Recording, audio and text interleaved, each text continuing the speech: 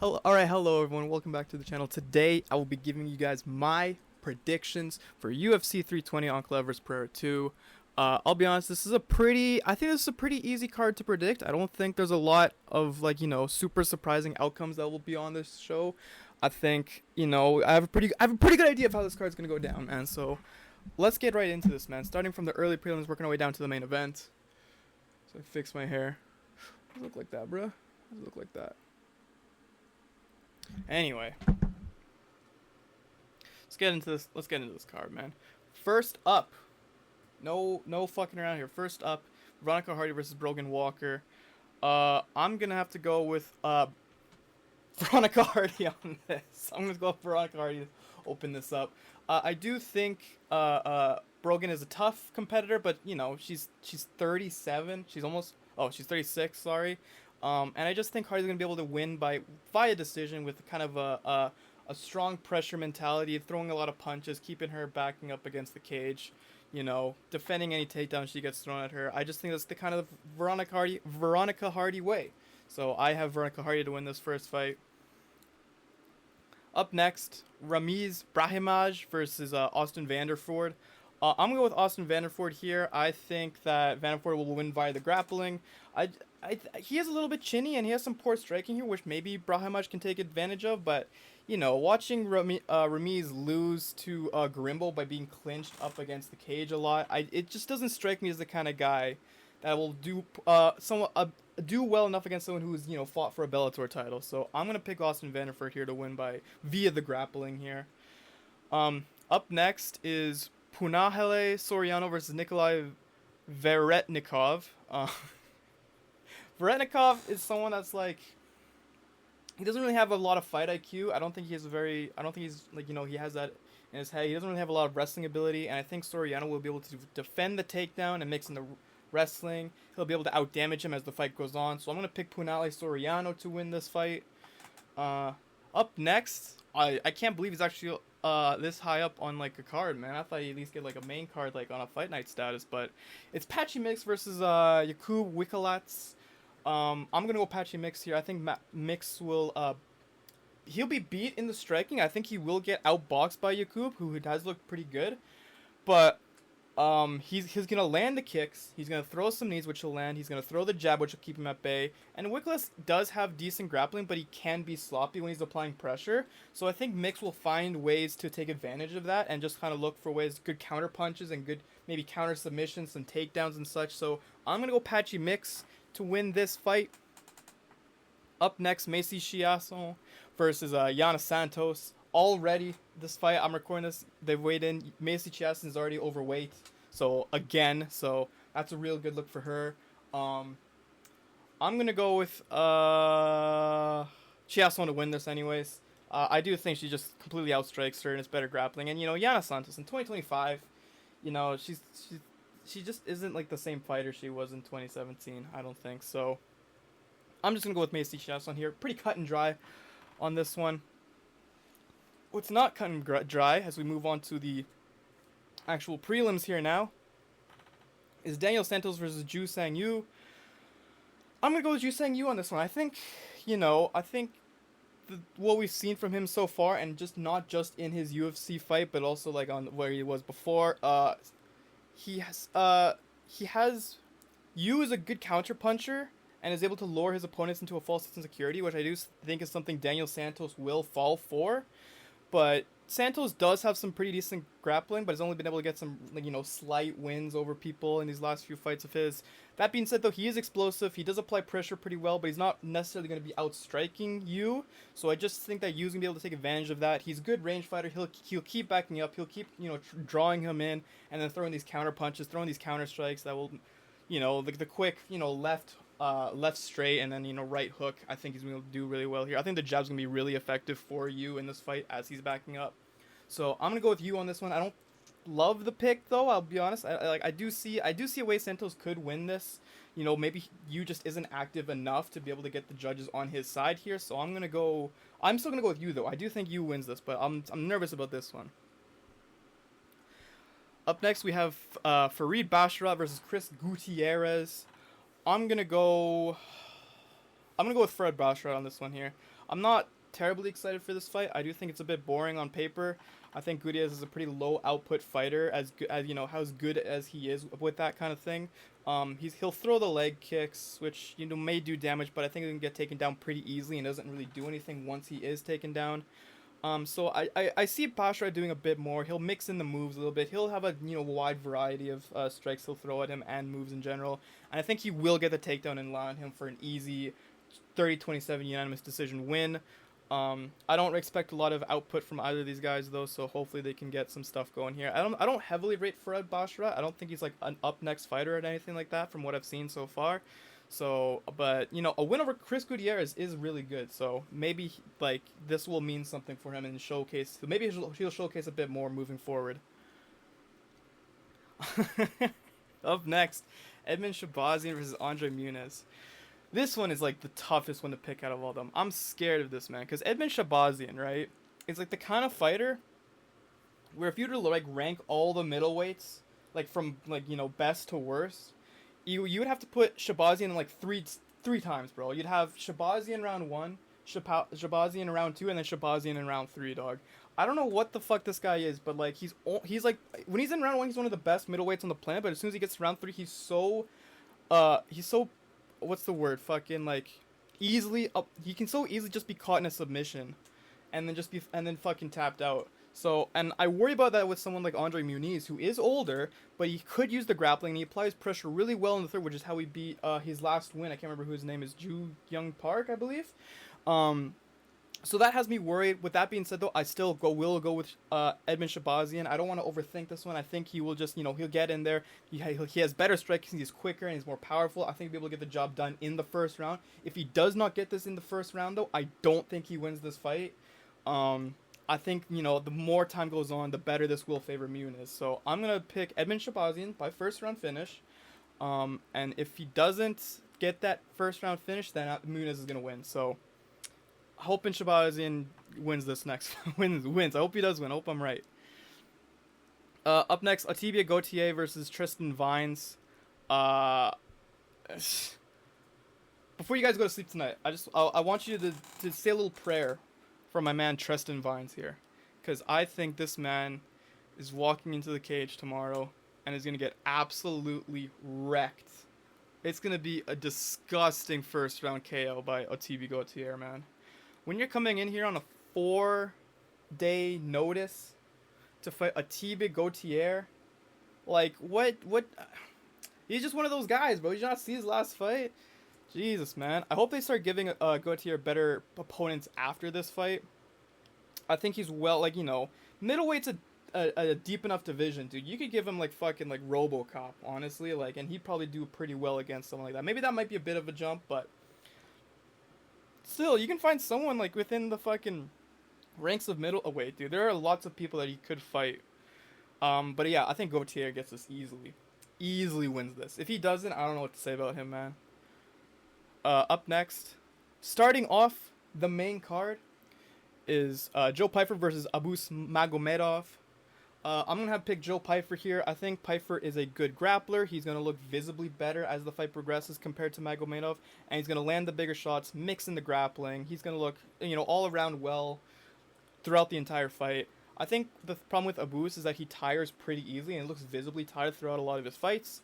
I think he's going to throw kicks and try to avoid the jab, but it's going to end up in a lot of clinching, which really won't go his way. I do think, Pyfer has a good mix of all his skills, and, is well-rounded enough to be able to take advantage of everything that Abus does, and I just don't think Abus is going to be able to have the strength, the tenacity, the cardio to really keep up with Joe Pyfer, who does have a shaky cardio in and of himself, but, I just think that Joe Pyfer's, he's just smart enough to be able to work around all these things and be able to get, the better shots in. And again, he has a better striking than Abus too. So I'm gonna pick Joe Pyfer to win this fight.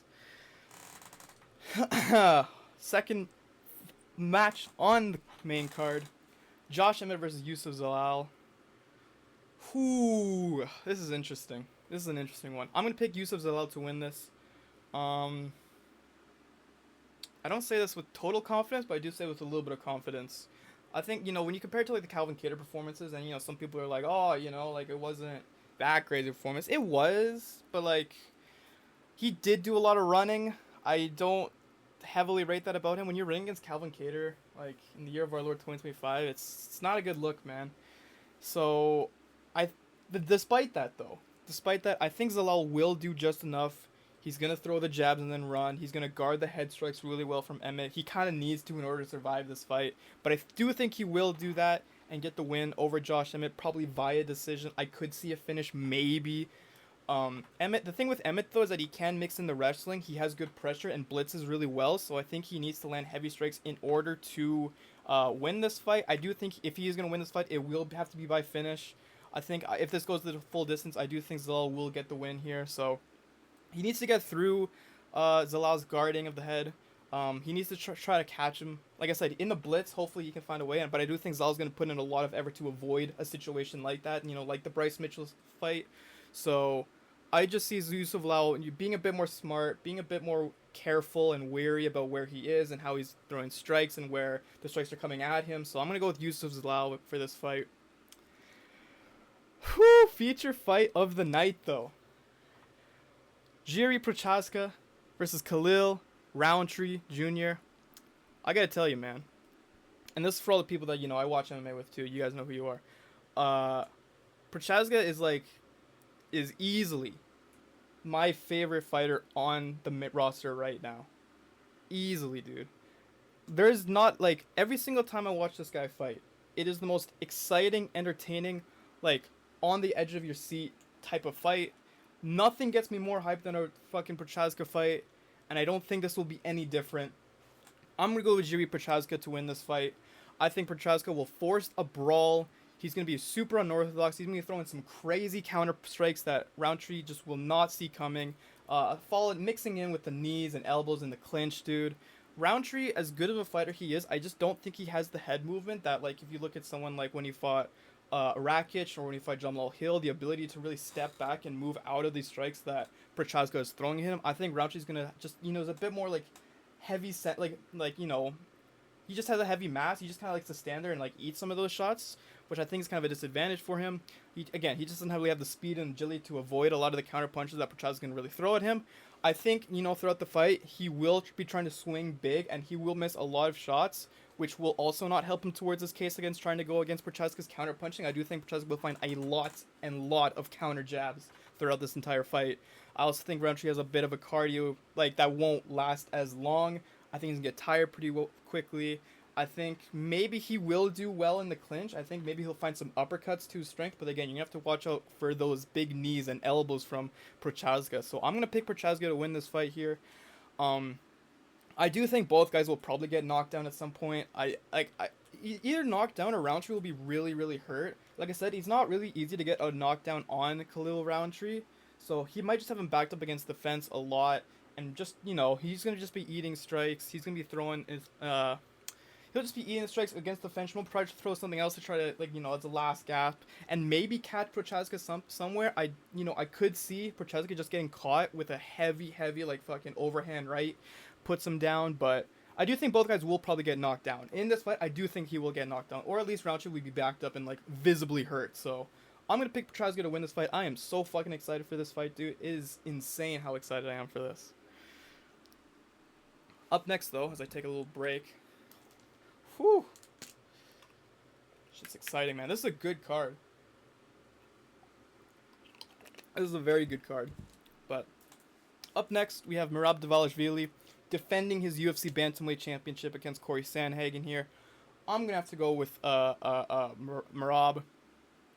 I think the kind of thing, Sandhagen will have some moments of success here. And I think it was really interesting, the point that Bedtime MMA brought up in his prediction video was that Sandhagen kind of has the mentality, if you compare him to Sean O'Malley and Umar Nurmagomedov, who thought they would come in and completely dominate, they would kick this guy's ass, right? And then they didn't, right? I think Sandhagen kind of knows it's not going to be an easy fight for him. It's going to be more of a dogfight, and he's more willing to, more mentally prepared for that kind of stuff. And I think a good thing about Corey Sandhagen, too, is that he can fight off his back foot. I do think, whenever he's losing a fight, he still has moments of, he will look good and start trying to regain a little bit of control in this fight. he will try for the takedowns. He has some good counter submissions when he's on his back. He's looked pretty good there. And I do think the inside leg kicks will be a really big advantage for him if he's able to secure those. However, Merab's striking is super much improving after, like, compared to these last few fights. Fighting Sean O'Malley's really done a lot for him, I think. And, he's really improved in his striking abilities there. He's been able to find the jab. He will be able to find the jab against Corey Sandhagen. He's a super, hard guy to, really stun and hurt. So I don't think, on this, when you're just watching the fight, nothing will really seem to hurt Merab as he goes forward. But he's going to find the distance. He's going to draw his opponents in. He's going to hit the single leg takedown, which is something Corey isn't really, known for being able to defend super well. And then also, I do think whenever they get into the clinch, I think Merab will be able to out-scramble him and just get out of that predicament pretty well and easily. So I'm going to pick Merab Dvalishvili. I'm pulling for Corey Sandhagen. This guy's been deserving of a title fight for the last 5 years. And now that he's finally getting it, now that it's finally here, I do hope that he is able to find a win out of nowhere. And I do think he will have a lot to show on, he will have a lot on display here for this fight. But I do think Merab's going to get it done. Probably by decision, so I'm going to pick Merab to win. And then finally, main event. Magomedov Ankaleav versus Alex Pereira. Fuck, man. I listen, I'd love to just sit up here. I'd love to sit up here on my pedestal, my very small pedestal, and just be like, Alex Pereira's going to win this fight, dude. He's going to come back stronger than ever. He's going to win the rematch. He's going to lay this guy the fuck out. I just don't see that happening. I think Magomedov Ankaleav is going to win this fight. I think, first of all, I think the fight's going to stay on its feet. And so, yeah, when I do see clips of Pereira, training for grappling and on the ground, I kind of have to question that because, Magomedov Ankaleav went 0 for 12 on takedowns in their first fight. Pereira did a really, really good job stuffing the takedowns in their first fight. So I'm kind of questioning the mentality of where he is here with this fight. I feel like that's the thing that worries me about Pereira is I just don't think he's really made the adjustments, the improvements he needs to be able to come back here and face against Ankaleav a second time. I think Pereira has poor boxing defense. I think the front, this is all in the first fight. The front kicks to the body pushed him back really far. He was worse in the clinch exchanges as well. And, I think for this fight, I think Ankaleav will continue to outbox him. He is quicker. I think he has the better boxing defense, too, to avoid the big strikes from Pereira. He has good counter-striking as well, and he's also really good at checking the leg kicks that Pereira... We saw that in his first fight, that, the leg kicks from Pereira really were not working with Ankaleav. So, hopefully, if you're trying to think of, a game plan of what Pereira's going to do here in this next fight, I think he will do more in the clinch. He will throw less kicks because that really just was not a big worry. It shouldn't have been a big worry from him. I think he kind of overthought that in their first fight. Hopefully, not hopefully, but I do think he'll be a bit scrappier, a bit looser, a tiny bit more reckless, trying to find some success with the striking. Hopefully able to find something random he can kind of capitalize on, but I think that will just leave him more open to the boxing and maybe even get taken down. So I worry about... the mentality that Pereira's gonna have going into this fight. I really do. I just don't see him as in that kind of zone that a challenger, even someone like Corey Sandhagen is in. I feel like it's kind of like I hate to say this. I think it's kind of like a Ronda Rousey mentality, where you just surround yourself and you just convince yourself, that you are the best, that you are unstoppable, nothing can beat you. And so, I think that leads to just a bit of overconfidence, especially when you surround yourself with the people that they do. And there's nothing wrong with Glover Teixeira, obviously, stuff like that. I just worry about the mentality that he has going into this fight, and how he thinks it's gonna play out versus how it actually will play out. So I'm really worried for him there. I do think Ankaleav's gonna win, though. Aside from that, though, this entire card is fucking awesome. There's a lot to look forward to here. Like I said, I do think it's pretty, cut and dry what's going to happen in this card. Like I said, so my picks overall are Hardy, Vanderford, Soriano, Mix, Chiasson, Basharat, Shahbazyan, Gautier, Pyfer, Zalal, Prochazka, Merab, and then Ankaleav. I think those are my picks. I think a lot of those are locks. I'd only be worried about you and then Shahbazyan potentially, but other than that, I think the rest of those are locks, man. I think the rest of those are I'm very confident in that they would actually be right. I'm very confident. I might have to put down a parlay, bro, because that's how confident I am in this. But that's gonna do it for me. Those are my predictions for this event here. Let me know what you think is gonna happen on this card here. What you think of my opinions in this video here. Videos